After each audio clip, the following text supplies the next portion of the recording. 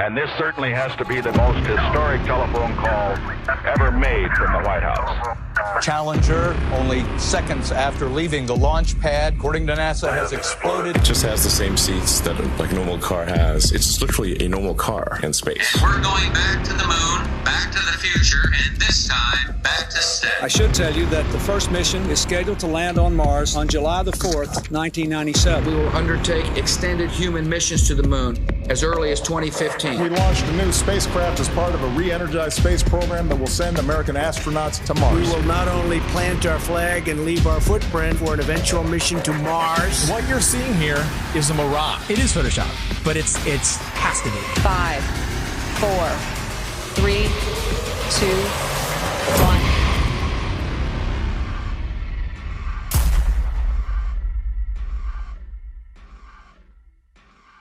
The one thing globe believers need to understand is that you don't just take the spinning ball Earth and flatten it out and put it back in the heliocentric model.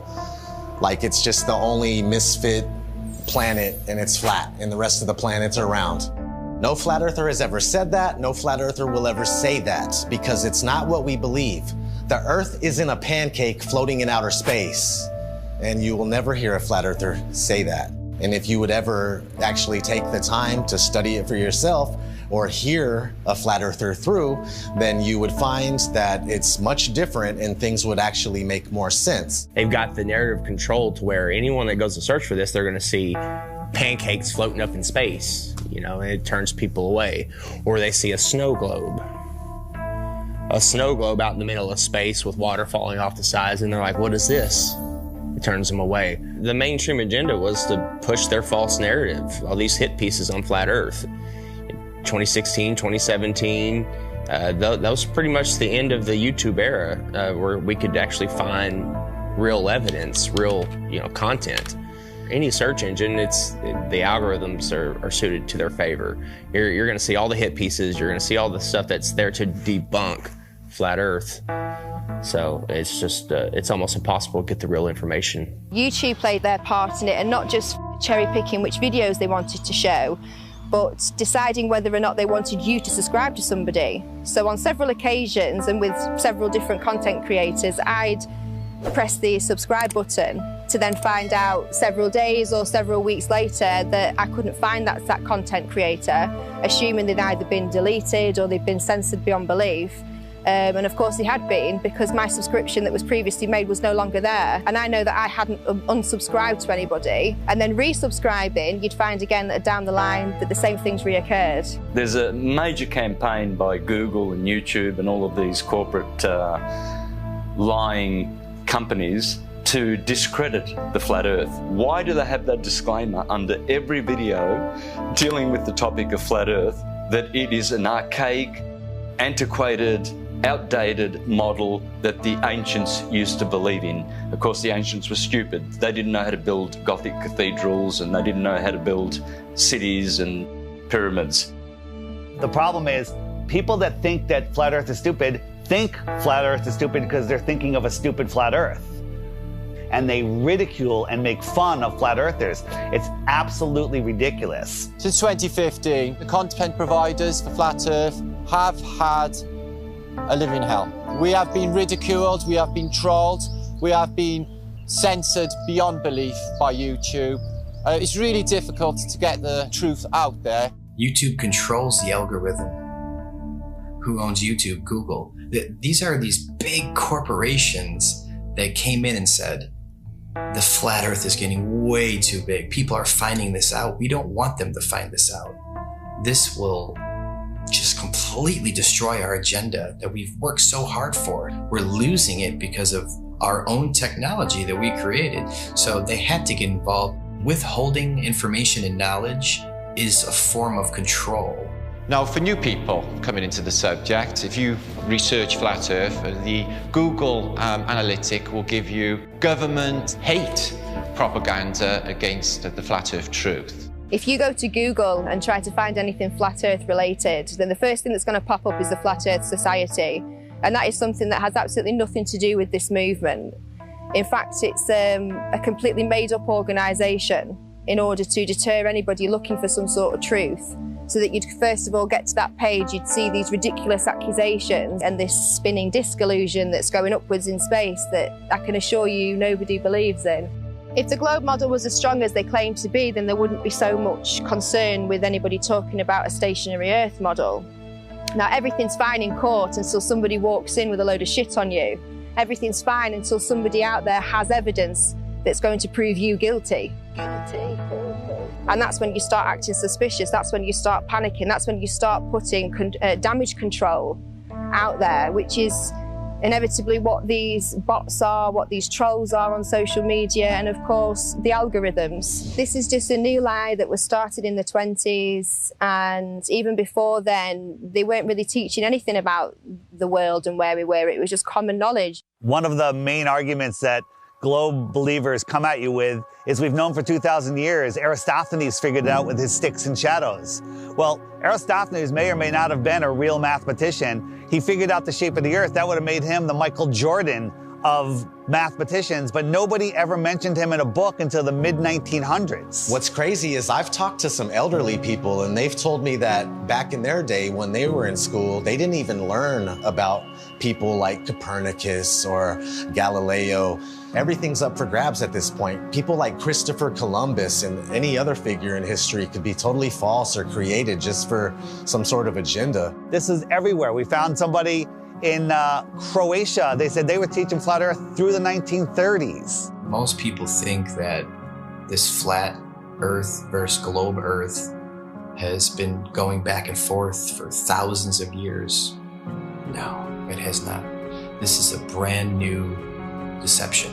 They come up with these stories, these fictional stories, fictional characters, to reinforce that we live on a ball. All of our globe provers, Galileo, Aristophanes, Copernicus, the pictures of them show that they're Masons, but I contend that we don't even know if they're real. All of our history is a lie. I've met people that said that they were taught flat earth in the early 1960s in school. They were taught flat earth and globe earth, and then it kind of just went away. I interviewed Ruth, a 102-year-old woman, back in February of 2020, and she was taught flat earth in public school in Connecticut.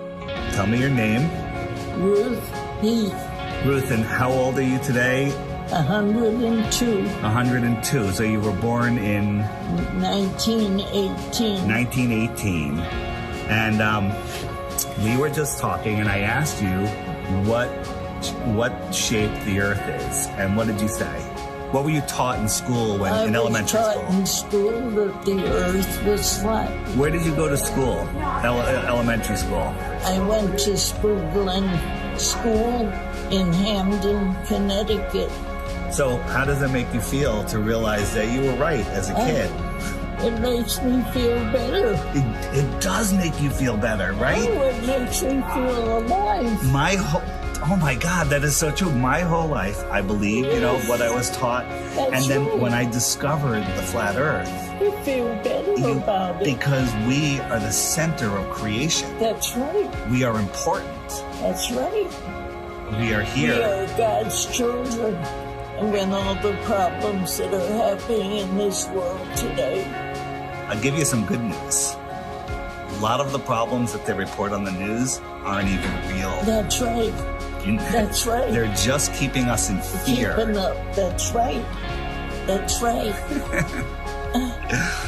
That's right. I understand that. I understand. They just say what they want people to know. That we never went to the moon? That was all fake? Is that right? That's correct. I saw that all happening. Yeah, so did I, and we all believed it, but that was just to reinforce that people to believe they can live on a ball, they could walk on a ball. It's such a lie. It's such a lie, but knowing the lie is like going to a magic show. I woke up. Yes. That's what we call it. We call it red. This is your moment of waking up. It's when you go to see a magician and you know how the tricks are done, and the magic no longer works on you, and you're free from the illusion. So knowing this is going to free your heart. Cry. Yeah, it's okay. It makes me cry. Happiness. Yes. Tears of joy. Yes. Thank you. All right, Ruth, give me a hug. Here we go. All right. Rockefeller seems to have a role in this. He started the General Education Board and continued being involved with the educational system. The fact of the matter is, the people that have been in control, they're in control now, and they're going to continue to be in control, whether they pass it down or change the name, whatever it may be. But yeah, I mean, whenever Rockefeller's name is tied to something, it's always something to question, that's for sure. That's a huge red flag for me, that they can come in and change everything we know, all of history,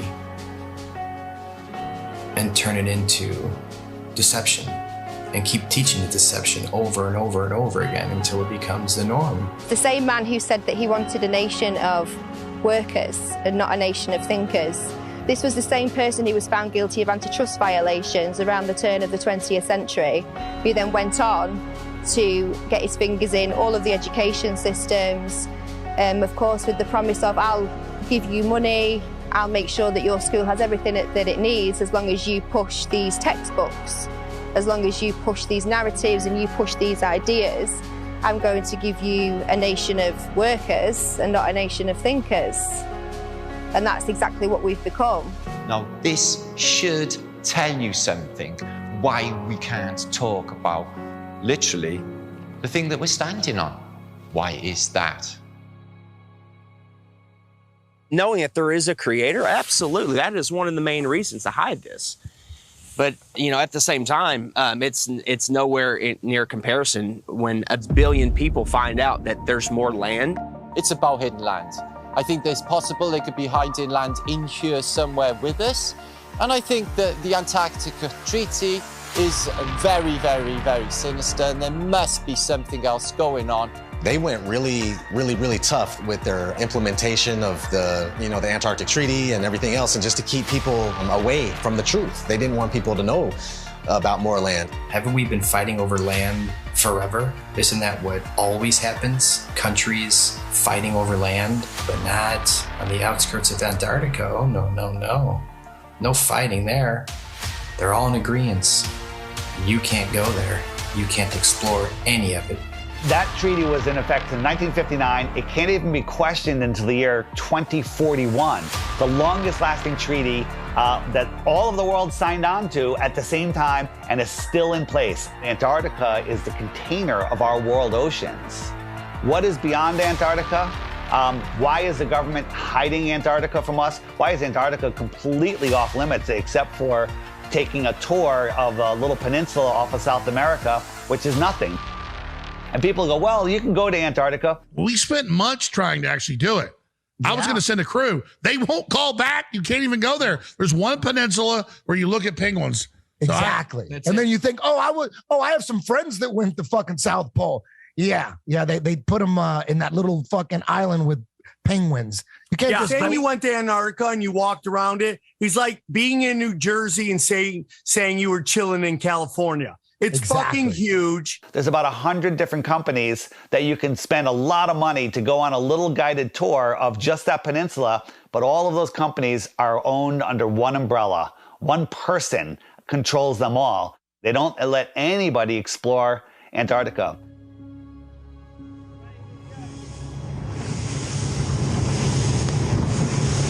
Will be a fucking international headline in about 5 minutes. Australian Navy ship shoots. It's facing our way. Bad boys, shield. Is it? The turret is turning our way. The turret's turning at us. Boy, we should hide Adrian in case they think we're trying to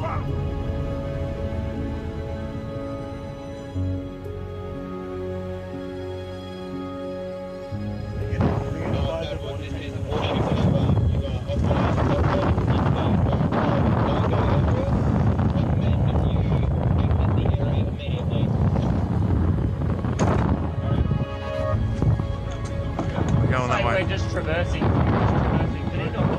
Is there a helicopter coming at us now? Are we allowed? I don't know. Just travel, just go. Just go. You sent out the chopper. That's a drone. Is it? That's unreal.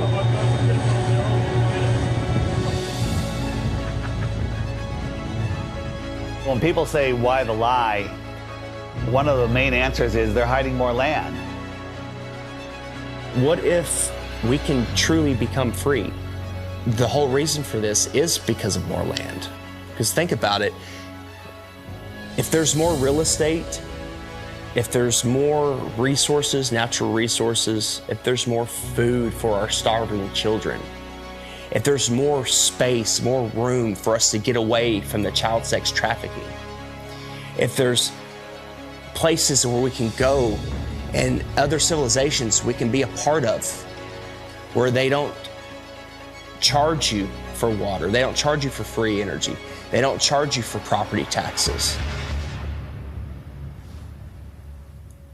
What if there is more land? Nobody can go explore Antarctica, period. Because if humanity found out there's more land, then the heliocentric theory is gone. They can't start adding more continents on the bottom of a ball. It's just, they wanted it silenced right away. There is evidence out there through old maps, namely the 1,000-year-old Japanese Kawabashi map, which shows continents and lands outwardly of what they call the ice shelf or the ice wall. So why are they teaching the globe model? Well, you see, the globe is a container, and it's a container of all the known land. The Jesuits and the Freemasons, they needed a new model because they wanted a new world order. Because right now on a ball or in a snow globe, there's only 7 continents. That's all there is. So everything is very limited. We have a limited supply. Resources are very scarce because the Earth is a globe, right? It's cut off, everything's cut off. If you open it up and there is more land, then there's plenty of resources. More land means more resources. Well, that's huge if they're hiding something like that. There's a scene in The Truman Show where Truman is like, I want to be an explorer when I get older. I like to be an explorer, like the Great Magellan. Oh, you're too late. There's really nothing left to explore. Imagine if there's like all these beautiful places to explore still, and finding out that there's all this land, it just opens up the door for discovery again. Have you ever heard of the eyewitness testimony written in the books, The Iron Republic, The Smoky God, Worlds Beyond the Poles? In the late 1800s, there was a series of articles written in Florida Magazine about a politician that was tired of what was going on here, got a big ship and a crew, was exploring Antarctica, and he found a passageway through, and he popped out into the ocean, was lost for about a month. Finally, they found land with a city, and they pulled up, and it was a very advanced, quite different civilization, and very friendly, and they stayed there, and he writes about all the experiences he had there. In the late 1800s, they were talking about more land beyond Antarctica. Remember, the word extraterrestrial means extra land. They're telling you that there's more land in here that they don't talk about. There could be more land in some of the oceans where it's just all blue on the map. Nobody knows. You're not cruising around on big ships or flying over it on planes and looking, you know, nobody's out there charting anything. Have you heard of such a thing as no-fly zones? For instance, you can't fly in certain areas near the Arctic Circle or the Antarctic Circle. The reasons being is because there are lands there that we're not supposed to know about. They don't want those lands to be discovered. All these corrupt systems that are stealing money from us, kidnapping our children, just doing horrible things. They rely upon the cattle staying on the ranch, the slaves on the plantation. That's why Flat Earth is the most important knowledge we can obtain, is because there is more land. Don't look at us and say, go prove it. It won't allow us to go prove it. We're not the lazy ones here. We're being restricted from going to prove this to you. So because of that, of course we're going to speculate. It's a red flag. If that's not a red flag to you, I don't know what is. They won't allow us to go. Allow us to go. If we go and there's nothing there, I'll admit I'm wrong. But all signs point to that they're hiding more land. You have to have permission to do everything. You have to have permission to marry the love of your life. You have to have permission to travel down the road. When we have the inalienable right to travel from point A to point B, you people think you're free? You're not free. You're free-range chickens. That's what you are. You're free-range chickens held in an area. You're not allowed to go past, and if not, you go to jail or you get shot. Stay on the plantation, do what you're supposed to do, pay your taxes, and shut up. Right? Well, if there is more land, and I sincerely believe that there is, then that's the perfect reason to lie to everybody. And it's not just about hiding a place for more resources and where else we can go and dig for gas and gold. It's not about that. They're hiding freedom.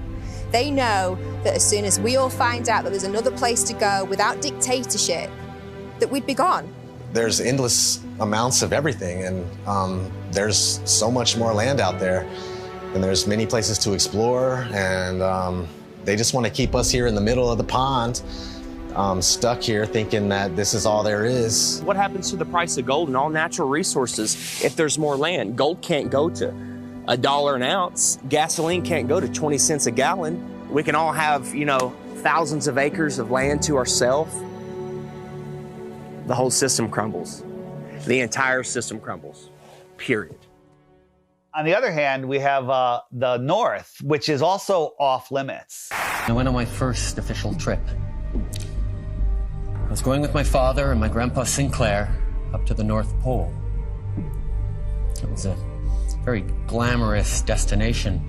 I figured I was finally going to be let into the reason for the existence of this high security Arctic base. That was exactly right. We drove slowly through and past the buildings on a special top secret mission. And that's when I understood just how powerful and wonderful my father was. The North Pole is a biggie. It's always been in my mind. I've juggled with the idea, is there hidden land? Could they have possibly hidden a continent in the Arctic Ocean, which is seemingly an ocean? They could hide land there. Many old maps will show you the Hyperborean, 4 continents, and in the center, Axis Mundi. And I think that is what's there. I think there is Mount Meru. And I think that gives off an acoustic device. There's definitely something special going on up there, and if you just think about that long enough, why do compasses point north? I mean, that's really wild in itself. What if we all took our compasses out and just followed them until it stops?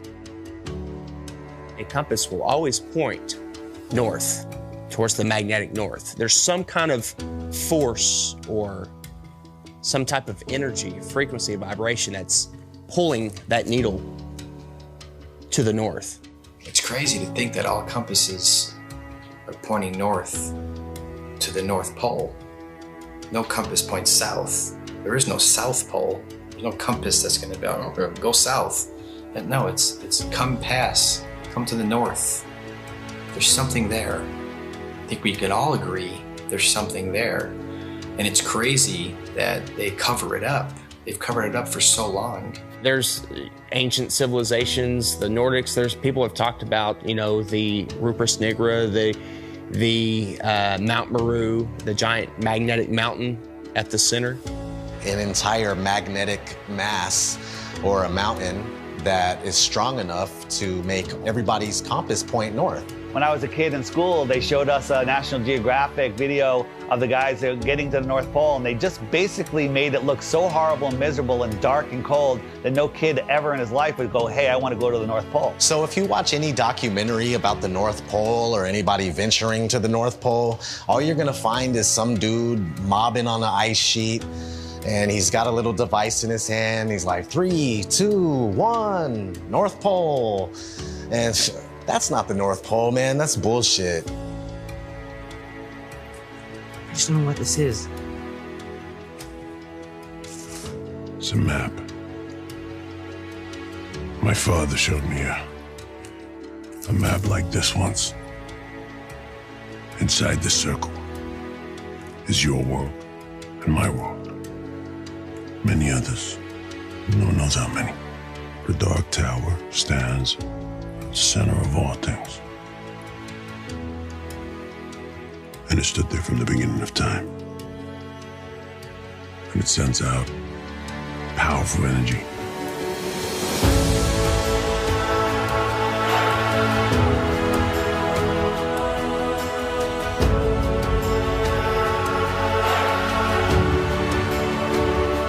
I think that there's possibly a North Pole hole, part of the electromagnetic torus, which gives off a green light, which you see as the Northern Lights. The North Pole is the center of the Earth. It is a hyperbola. Because we live in a toroidal field solar system, there must be a plane of inertia intersecting it in the middle, and there must be a hyperbola, hourglass, in the middle. In the Srimad Bhagavatam, Canto 5, it calls this Mount Meru. And why are we not allowed to go anywhere near there? Well, simply because you cannot go there. It is a magnetic toroidal hyperbola. Therefore, there is no way that you can fly anywhere near the North Pole in the center of the Earth. Admiral Richard Byrd said he found more land, in the north as well as the south. There's a book called The Smoky God of a father and son that ended up finding more land in a race of giants with technology beyond your wildest imagination. Cartographers have charted, maps with land in the center, where all compasses point. There's just a lot of evidence pointing to more land. So yeah, 100%, I would put my life on it that there's more land at the north. It's just as heavily guarded as the south. Can't like go check the north and yeah, let me go check. I'll take some pictures and videos and come back. You're not even gonna get that close. You're gonna be turned around, the same as the south. All the way up until the 1600s, they had 4 land masses around the North Pole region. And right after the 1600s is when it slowly started disappearing until finally it was all gone. And you can verify this for yourself if you just go back before the 1600s and look at maps of all sorts. You'll see these land masses on each one, and then sure thing, these land masses just started being deleted from history. So what are they hiding at the North Pole? If we sit back and observe all of this evidence, this eyewitness testimony, the verdict would come back guilty. It would come back guilty. Okay. You are moving 1,000 miles an hour as Earth rotates. You are moving 18 miles per second in orbit around the sun, and you don't feel any of that. Okay? Okay. You don't feel any of that. If it's trying to fling you off the Earth, okay, but the force of gravity is resisting back, by what force is it trying to fling you off? That upward centrifugal force subtracts from the gravitational force that the Earth is trying to put on you. It subtracts. Okay. So Chuck, what do you weigh here and now? 192 pounds. Yeah. I'll give you the 190 pounds, okay? Okay. So if you do the math, you run to Ecuador, because we're in the Western Hemisphere, so let's stay there. You run to Ecuador, you will not be 190 pounds. You'll be like 185 pounds. What? That's how significant it is. That's if I did my math correct, and I think I did, there are pounds less that you weigh for living on the equator than for living anywhere else, simply because the spinning Earth is trying to fling you off. Nice. Yes. Yes. If the Earth is spinning at 1,000 miles an hour in a curved trajectory, we're dropping at a rate of miles per minute, but somehow none of that inertia affects these rocks here, which are perfectly balanced. The fact is, the Earth is stationary, and that is scientific, not pseudoscience. In 1879, George Airy, astronomer royal for 49 years, who did a telescope experiment and proved that the Earth was stationary.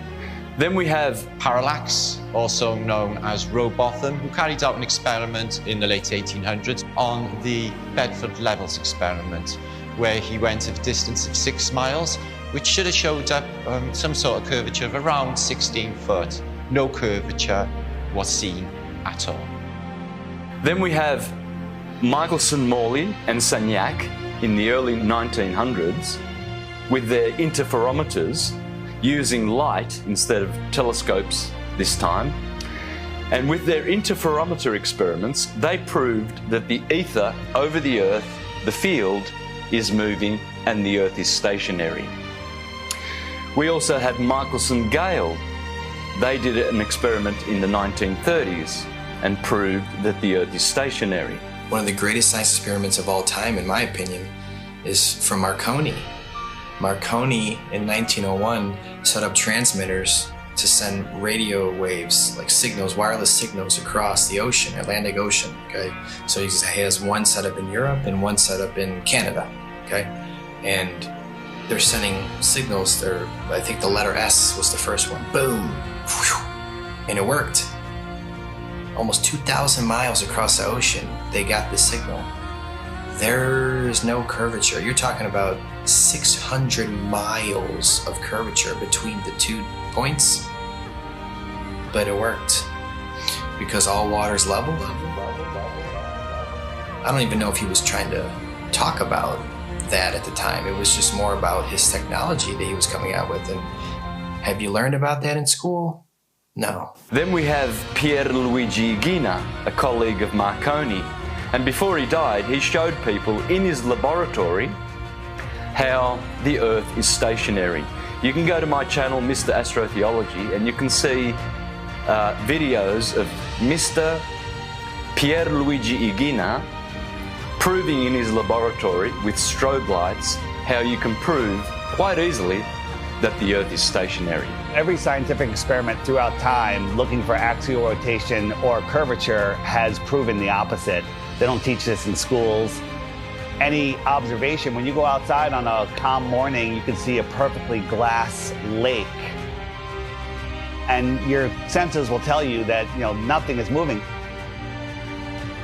We, stationary Earthers, we have science, real science, on our side, and the Globies have pseudoscience. In fact, all they have is Einstein saying, "I have come to believe that no optical experiment can prove that the Earth is moving." And yet, the Earth is moving. Science! Yeah, Albert Einstein. I always recommend people go watch Albert Einstein in his interviews. He's reading cue cards. He's reading notes that someone handed him, kind of like people on TV nowadays. There is no optical experiment ever been conducted that can prove that the Earth is moving. The Earth is spinning at 1,040 miles an hour. You can't feel it. You can't measure it. You can't observe it. You can't repeat it. But trust us, there's not one experiment that shows the Earth is spinning or moving whatsoever. There is, however, an experiment that was proven in Behind the Curve. Bob Nodell was talking about the ring laser gyro, showing that there is a apparent 15 degrees drift throughout most of the day. When we turned on that gyroscope, we found that we were picking up a drift, a 15 degree per hour drift. And this was taken out of context. It was later, the experiment was done at a higher altitude and it showed a different rotation speed, which absolutely proves it's not the Earth that's moving, that it's the ether that is spinning above us. Netflix is mainstream. Netflix is the alternative mainstream narrative. Netflix can't go against the grain. They'll lose their contract. A documentary, like a mockumentary. I'm sure someone watched our movie and was like, whoever made this movie is a government shill, and they're just trying to hide it. Netflix is in on it, trying to hide it. Yeah, he accidentally proves that the Earth is round. It was the biggest mic drop. It was the biggest mic drop, and I love that you kind of cut it. The thing is, we have technology that is outrunning their lies. Now we have time lapse. Ooh, imagine that. We have time lapse where we can point at the sky, and year after year, day after day, hour after hour, the sky's spinning.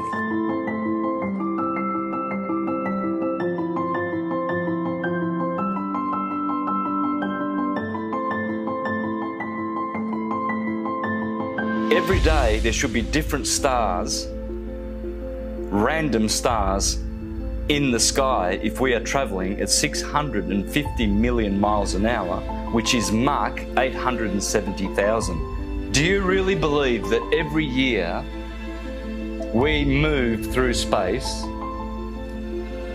at 5.5 trillion miles every year? And yet every year the same stars keep turning over our Earth. Aries, Taurus, Gemini, Cancer, Leo, Virgo, Libra, Scorpio, Sagittarius, Capricorn, Aquarius, Pisces, year after year after year, and yet none of those constellations distort, change shape, get brighter. There has never been, in recorded history, we have never seen any star get brighter or dimmer or any shape of those constellations which are still recognizable today as they were thousands of years ago. They never suffer any parallax or distortion. Polaris has never moved in all of recorded history. Point your camera up at Polaris and do a time lapse and watch God's perfect timepiece spin above you.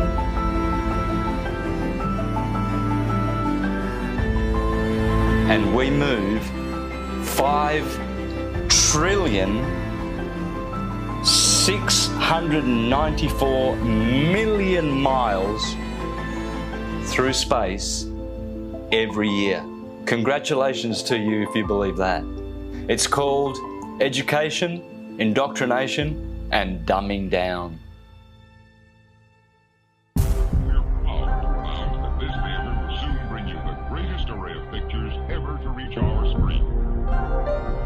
If you look back in history, you got Universal, their company. They started off with a logo with a globe in it, but it wasn't until like the 1920s that they actually had the motion one where it was a spinning globe.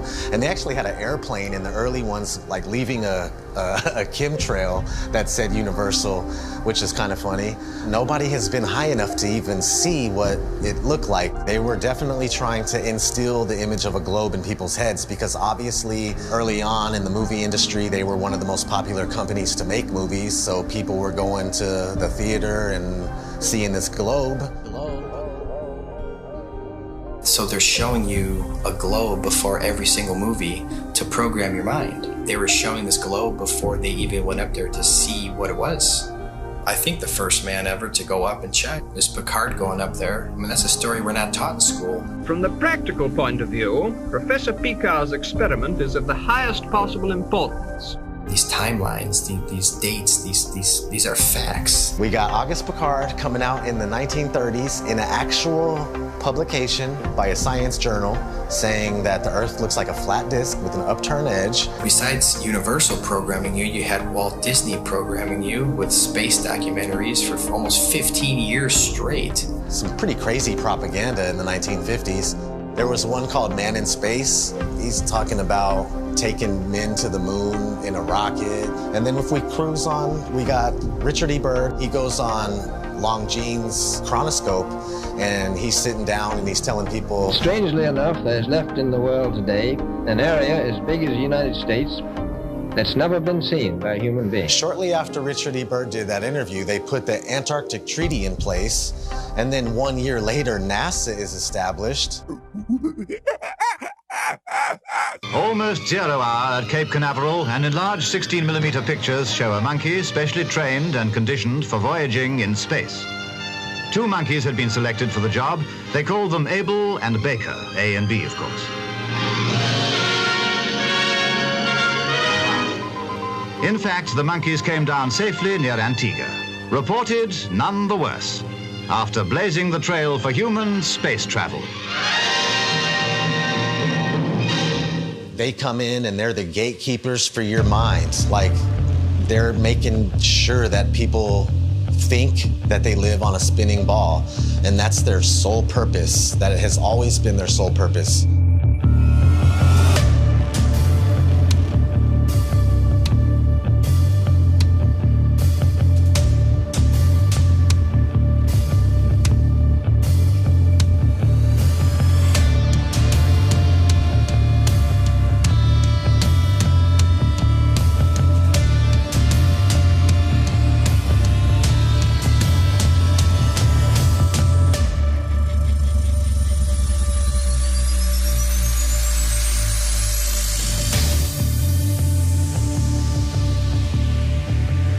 That is the magic of engineering. I would wear a mask on my face in a nanosecond, but unfortunately we lost the technology. It can take days, even weeks, to produce just a single image. The dazzling final results, enough to keep us all dreaming.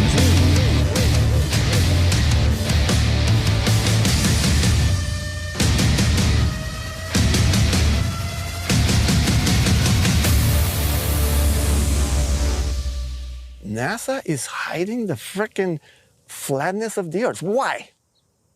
It's okay to say, I have a fisheye lens, right? Because, yeah, fisheye lenses are useful. You know, you get more, you know, in architecture or, you know, realtors use them. But when you're doing it too much and you're not really coming out and saying why, questions build up.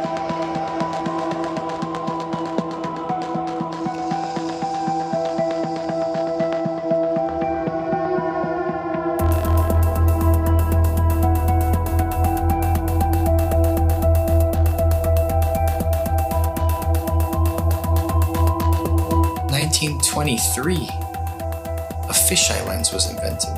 So these space agencies had a heads up already. And the fisheye lens was originally, I think, $27,000 to purchase. And this is in 1923. I mean, today that's about, what, 100 grand, 200 grand equivalent in cost? And people would tell me, Hitler, I'll give you that. NASA is a lying government entity, right? But what about Red Bull? Red Bull is just an energy drink. And I saw Felix Baumgartner jump out of a space capsule. Flat Earthers did a great job of debunking that. Of course it's a fisheye lens, it's not even a question. What most people don't know is that Neil deGrasse Tyson, you know, the science priest of modern day, that everybody loves and they listen to him. Oh, he's so smart. Well, he is a smart man in the sense of he knows that we debunked the shit out of that. And that dude who jumped out of a perfectly good balloon, Felix Baumgartner, edge of space jump. Now, you know, I don't, it's fine. He wants to, I don't have a problem if he does it, but the honesty of it would greatly diminish what I think people thought he was actually doing. And not only that, they made sure to photograph him standing there with a really wide-angle lens, which curves horizontal lines. So in the photo, you see this curvature of Earth's surface, and he's like, wow, he's in space, look at that. No, he's not. At that height, you don't see the curvature of the Earth. You just don't. That stuff is flat.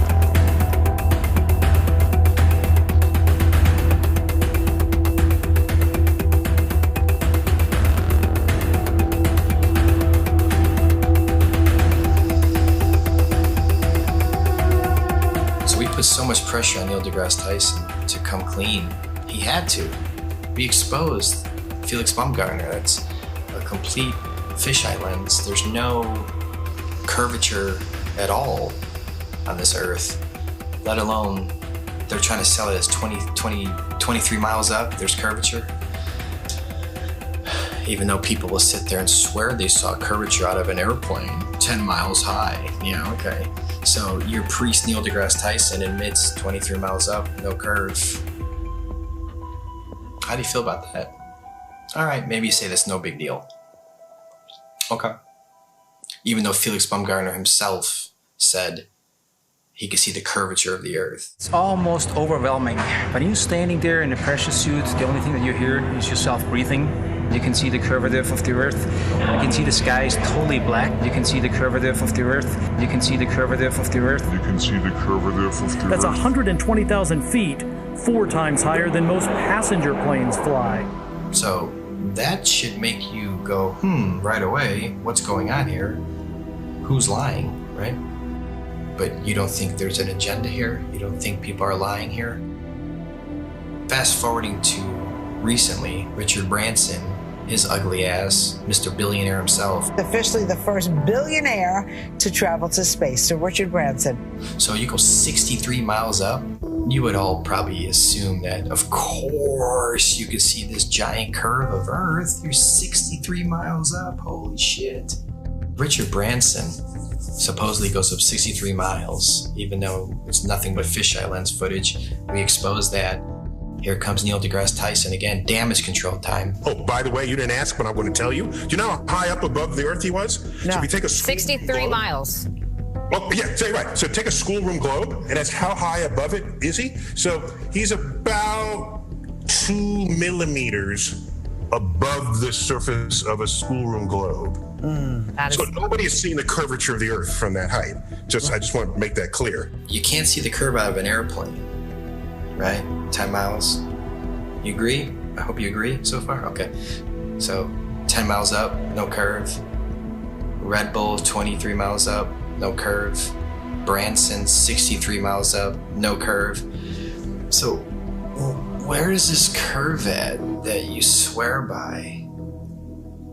Because if you live on a ball, I don't care how big the ball is, it could be 4 times the size of what they told us, you would still see a physical curve at some point. That's what the horizon's supposed to be. That's how the sun is going. I mean, there's a curve of the Earth. All these theories involved with the curve of the Earth get thrown out the window. That's what happens with a new company. This is the fiction section. Fiction means it's a made-up story. Oh, hey, Elmo, I bet we can find your Galactic Gale comic book here. Oh, boy, Elmo, hope so. We all know who our enemies are. They are called the globalists, with their false idol that they give children on the teacher's table at kindergarten, the false globe of the global agenda. People are just deceived. I mean, I grew up from kindergarten. There's a globe. My kids, they graduated from kindergarten and it was a freaking globe. They gave them a globe at graduation to take home like an inflatable beach ball. And I was looking at that thing going, oh my God. We are taught that the Earth is a ball before we can talk. In school, there's a globe in the class. One of the first worksheets we get is a sheet on the orbits of the planets and the sun. And I actually still remember that sheet. I did it, I got it right, I was so proud of myself. Sesame Street has astronauts on, Disney. It's all globe programming. So your entire world belief is around this. If you think about it, they've gotten us at a very, very young age with the lying. Before we have any critical thought, the capability of thinking for ourselves. They teach us lies from the very beginning, from Tooth Fairy, Santa, dinosaurs. With Santa, for instance, I mean, we're taught this lie, you better be good. We need you to stay in line and be good. Don't be naughty, be nice. You want to be on that nice list. Santa will come and bring you these material gifts, and then fast forward, you find out Santa isn't real. For 5, 6, 7 years, however long the lie went on for, you've been conditioned a certain way, to act a certain way, so you'll fall in line. You'll do exactly what mommy and daddy tell you, what the teachers tell you. And when you realize that lie, it's subconsciously, you're taught at that point, it's okay to lie.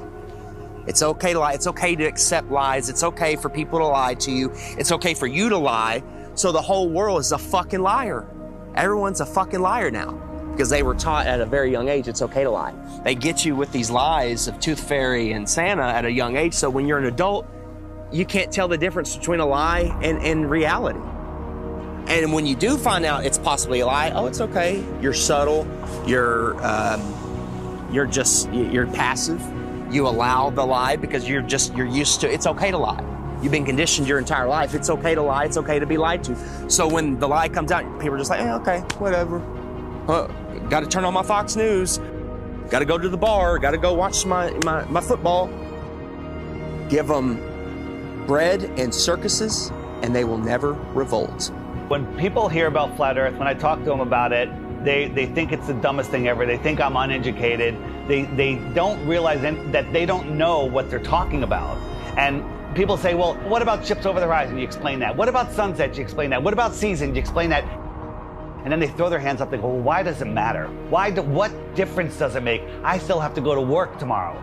That's right where they want you. They want you working in your slave job. They want you obeying orders, doing what you're told, and living paycheck to paycheck, and just not realizing where you are. The truth is, we're not spinning out of control, lost in space, where an asteroid could take us out. They want us believing we're running out of fuel. They want us to believe we're running out of food, when anyone can go and get a seed, stick it into the ground, water will fall from the sky, and food will grow out of the ground. There is no shortage of water, food, space. Every American family could have a half an acre in Texas and the rest of the country would be empty.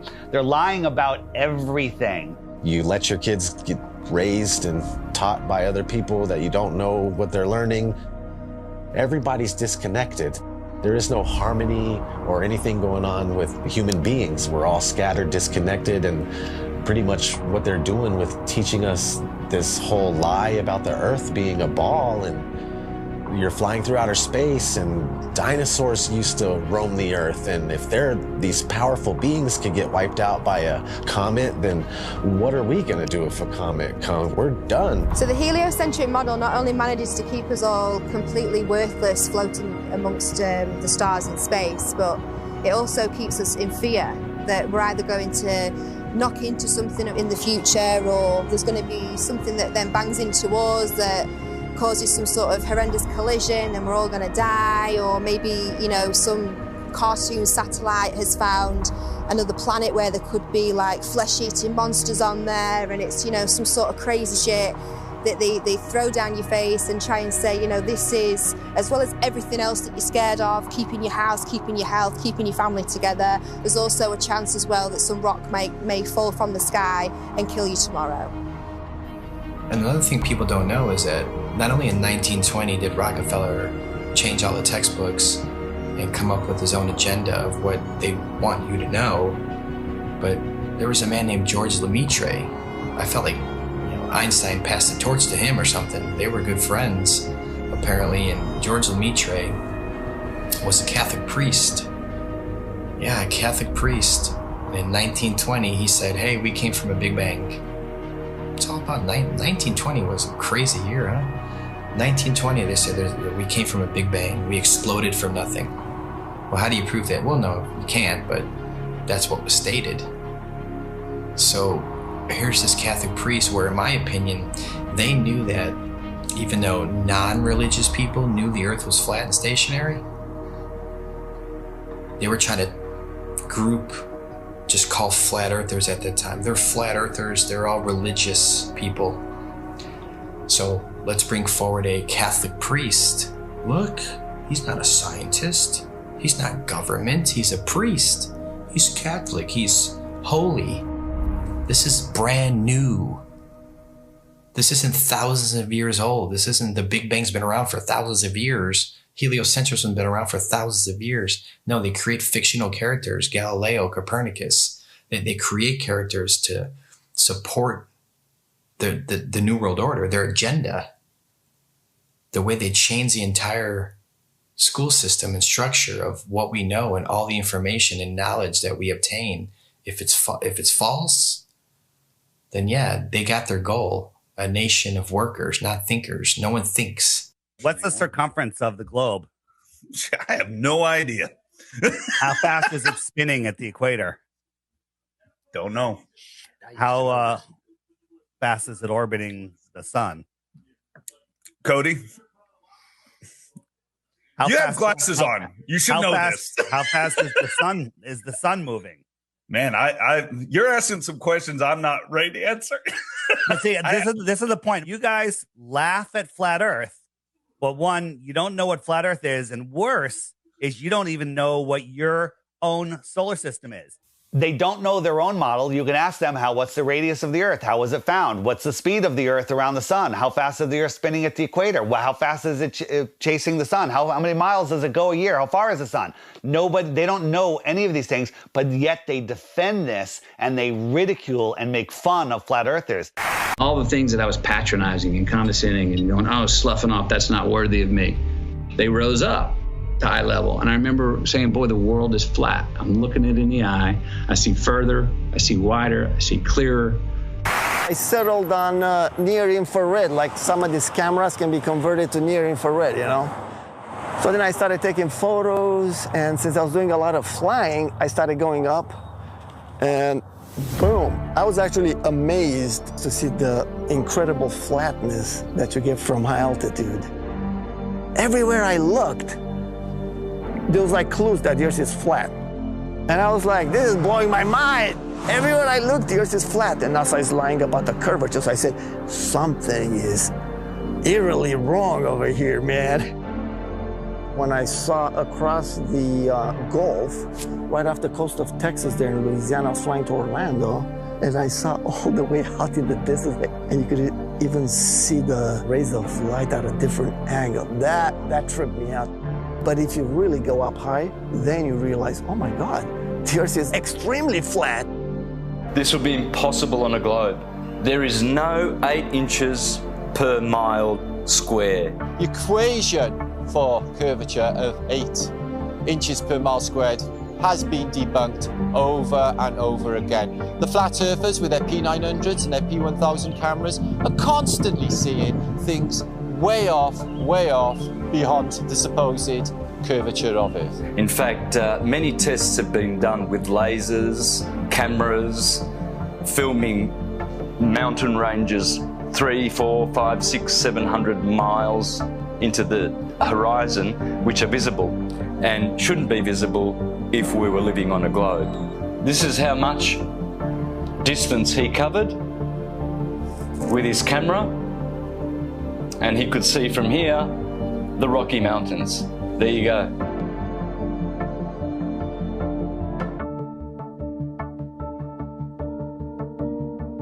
There is no 8 inches per mile square. There's no way you can see 500 miles on the other side of this ball. There's no buildings that are curving backwards. If point A to point B, you're on a ball, you know, they're not gonna be flat up and down like on our flat Earth. They're gonna be like this. There's no tilting. They've measured distances from the base of buildings to the top, level and flat. People look out at the ocean and you see ships and stuff, and it appears like these ships and boats, they go down, and that is a huge factor as to why people think the Earth is round. If you look at the ocean or a lake, it looks flat. Look at that. Look how straight and flat that horizon is.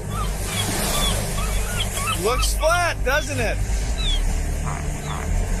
See, it looks like a table or a board. Now, once in a while, you might see mountains or hills, but those are just like little bumps on what looks like a flat Earth.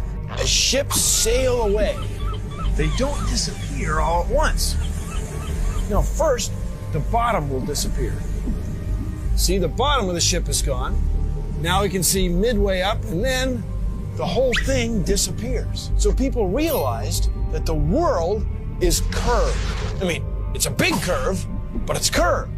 That's what we call pseudoscience. You could buy a camera now that zooms times 100, and you could zoom in on these ships and boats leaving your view, your human eyeball's view, pull out a camera and zoom in on it, and suddenly you're back. It's on top of a level surface, still cruising. So the limit of your vision is where the sky meets the ground due to perspective. As they come together, that's the limit of your vision. That's called our horizon. The horizon is optical. If you had a super zoom camera, you can zoom in and make this angular size bigger to reveal small objects that you couldn't see.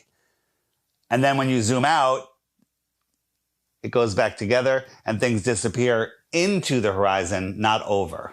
We see skylines beyond what we're supposed to see. I mean, the visibility from 100, 200, 500 miles away, it debunks the whole 8 inches per mile squared. Photogrammetry, I think, is one of the best way to convince yourself. You do multiple images of the ground, and then you put it in a software, and you realize how flat it is. You're seeing it yourself. It's your data. Nobody's lying to you. You've taken the data out yourself. It's not Jay Tolan that's trying to, troll you. Like some people, they're like, he's trolling people, man. And it's not SpaceX or NASA doing it either. It's yourself. Yeah, it's yourself. You're doing your own experiment. Many times when you're looking out over water, there's waves. Well, those waves will block entire city skylines. If this was a wave right near me, if my face was a city skyline, it blocks just the bottom. But if that wave was closer to you, it blocks much more of it. It's all perspective. And I thought I wasn't going to get anything that would beat this until I found this photo from Grand Mere State Park. This is from Joshua Nowicki. And what you're seeing here is a mirage. Typically, we would not be able to see this. This image would be viewable from much, much higher in the sky, up in space. The story has been one of the most viewed stories on our website ever. They say my explanation is a cover-up. A cover-up to their belief that this picture is proof the Earth is flat. The one goal I had was to prove that what people are seeing from the other side of Lake Michigan is not a mirage, that they are actually seeing the city. What do you think, Steve? I think it's amazing, dude. It certainly did. It's not a mirage, I can tell you that. No. Our focal point was the Sears Tower, Which is also known as the Willis Tower, right? Yes, the Willis Tower. The Willis Tower, and we can see it the entire time. We can see it the entire time.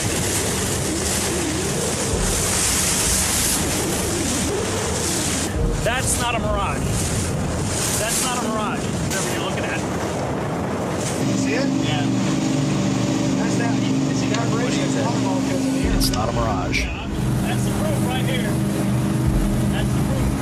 I was shocked to find out that there are a number of people that believe the Earth is still flat, and that to them, this is actually proof that the Earth is flat.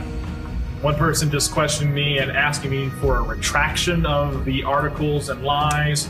A lot of people try and kind of be nice about it. Well, are you sure you did it right? And then they send me links that the Earth is flat. And some are just pretty straightforward about it. And they title replies calling me a deceiver and that I should check my degree or quit telling lies on television. It got me questioning a lot of things. Were my calculations right? No. You can obviously see Chicago from that far away. It really is the Chicago skyline.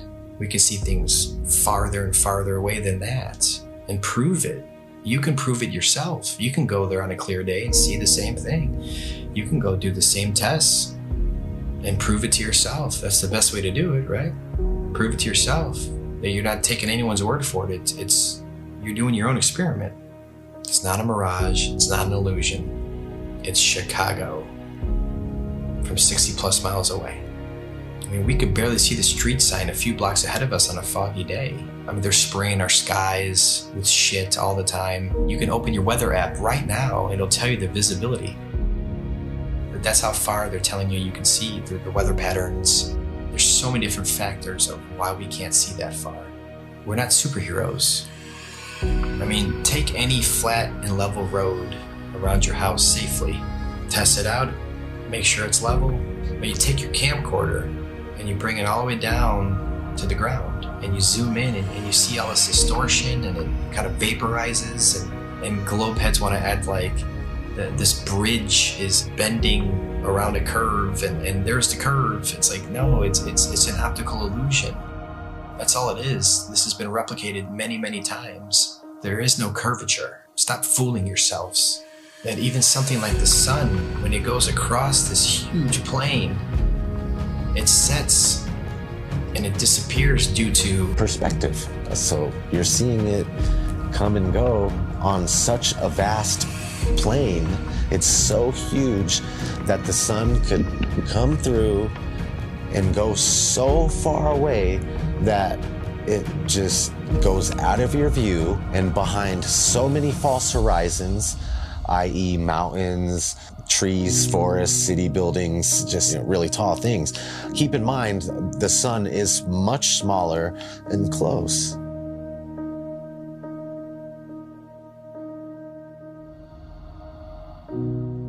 This is an intelligently designed and created place. As someone who stars are rotating around, knowing that we can only see a certain amount of light, I think like 1%, there's only so much light our eyes can actually see. Unless you're on like DMT, I'm sure you can see way more lights. But naturally, we can't see that many lights in the sky. All ancient civilizations spoke about other bodies, other lights in the sky that may or may not be visible to us at any given time. It's crazy though, when you see solar eclipse, you don't see the moon at all. I remember as a kid, I'd like, where's the moon now? And it's like you just see this black circle and then everything goes back to normal, it seems like. It's like, What the heck just happened? On the total eclipse of the sun, the shadow that the moon casts on the Earth is only 70 miles wide. That is impossible, but then they come up with umbra and penumbra, and it's just stuff to confuse your mind. We have an infinitely far sun sending diagonal rays from the side and straight rays from the middle where they cross each other. It makes absolutely no sense. I went live a few years ago on YouTube during the 2018 eclipse in the United States on a live event, and we were all waiting for the moon to actually show up to cause this elliptical, this eclipse, and all we found was no moon showed up.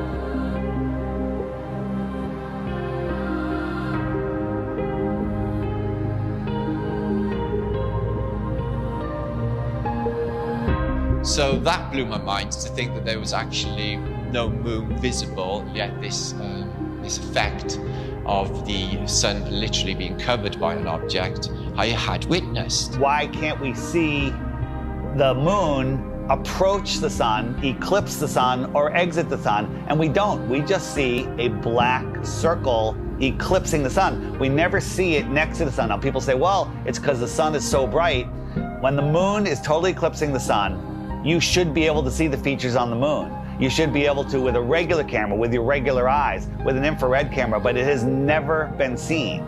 There's only been anti-flat earthers that will fake an image and fade it into a picture of the eclipse. There's no video of it. Think about what an amazing video would be if they could film it from the International Space Station or from the moon itself. Never happens because I don't believe the moon that we see is what's eclipsing the sun. There's lots of ancient mythology about other dark bodies. There could be anomalous bodies up there. They're not actually visible to us. A celestial body that we perhaps can't see, because there's on the spectrum of light, we can only see 1% of all the light rays, gamma rays, X-rays. We can't see these certain frequencies and energies and lights. What happens is the sun is eclipsed by the so-called moon, but it's not the moon, it's actually the north node. There's been, times documented in the past where there's, this eclipse, and the moon's supposed to be eclipsing, and there's no moon anywhere in the sky. Nowhere. Anywhere. That makes absolutely no sense. So there's got to be another celestial body. The oldest ancient symbols, and it's the black sun, a celestial body that we perhaps can't see.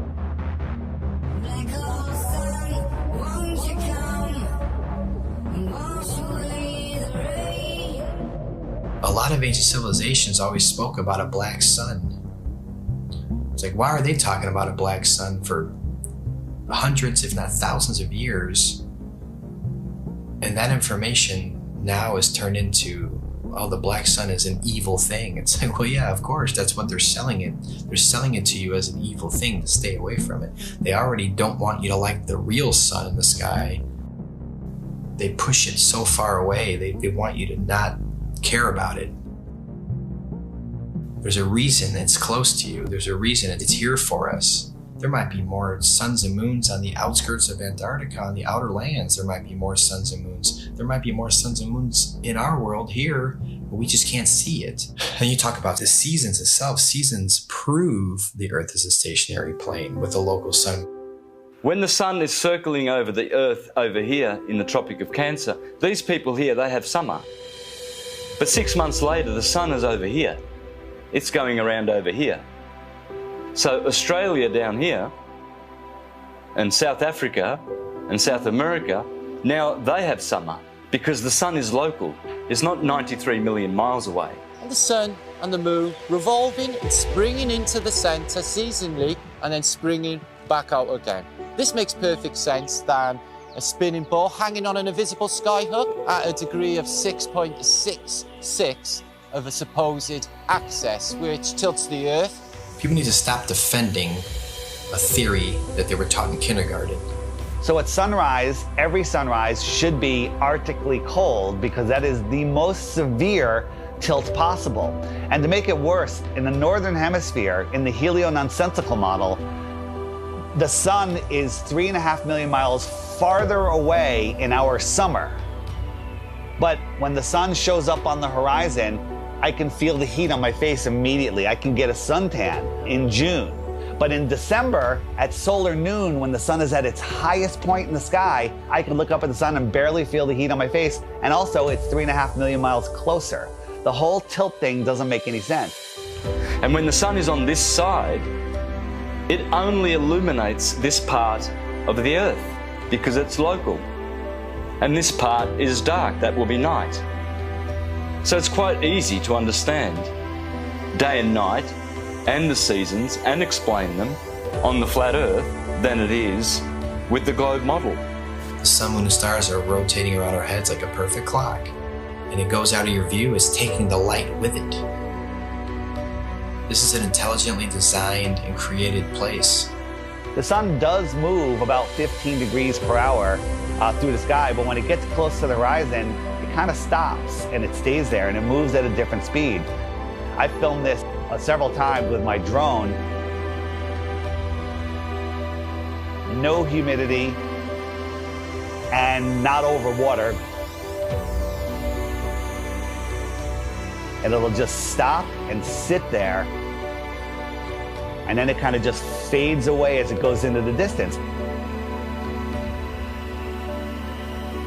But at the same time, because of perspective, I have friends that were down at the beach that saw the sun set 10 minutes earlier from the bottom up. And that's simply because they're looking across a span of water that has a hill with trees, a tree line on it, which is hundreds of feet over their heads. But from their point of view, it's at eye level.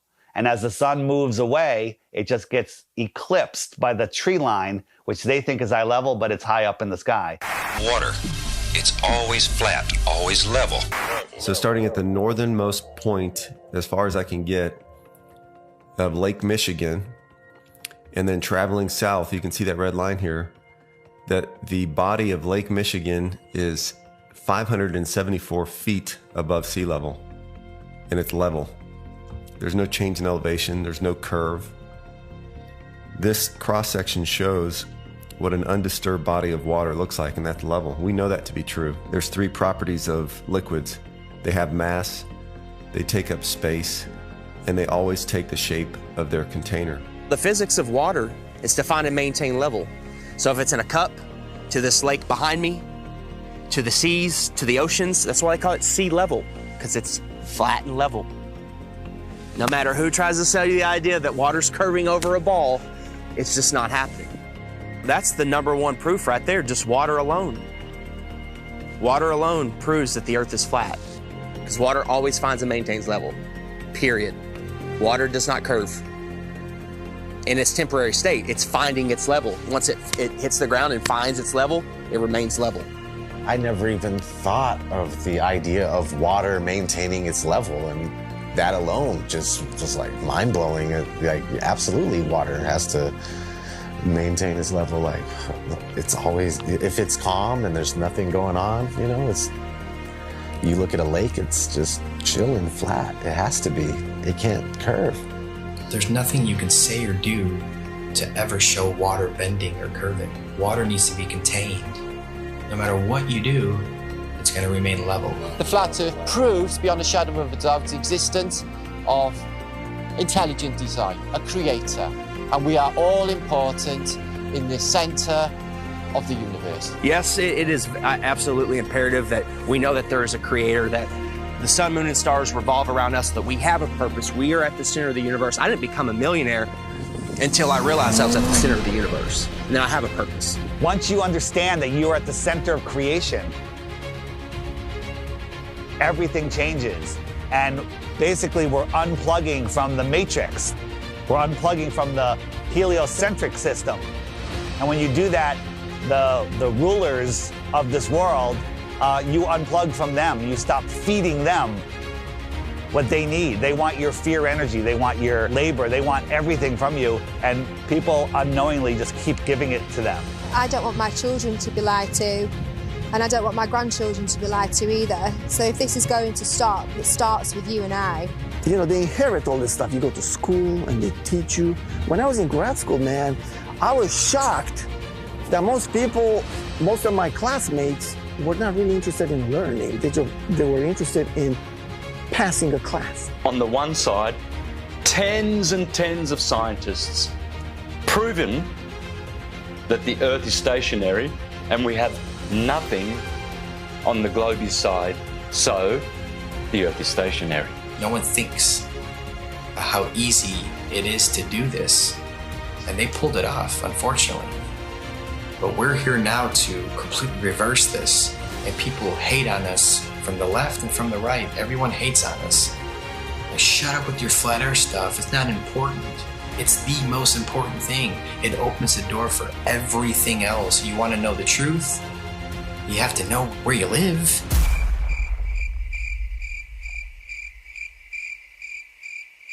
This whole agenda is to keep people disconnected from our creator, you know? They want to just cut all our ties spiritually, and that's one reason why they calcify our pineal gland. They don't care about our health. You know this by look at your water supply. Even the water that you'll drink yourself when you go and buy bottles of it, it's got chlorine in it, it's got fluoride in it. These are all chemical waste products that they then rebrand and put in our drinks and tell you, oh, well, it cleans it. We'll also take away all of the medicine that's kept people alive and well for centuries. And they'll tell you, oh, no, that's not good for you, that's not safe for you. Here's our product, here's our petroleum-based medicine that they've been pushing on us for the past 100 years. And of course, look at people's health, look at the world's health. Are we a healthy nation? Is any nation a healthy nation? No. And who's in charge of healthcare? The governments, the corporations.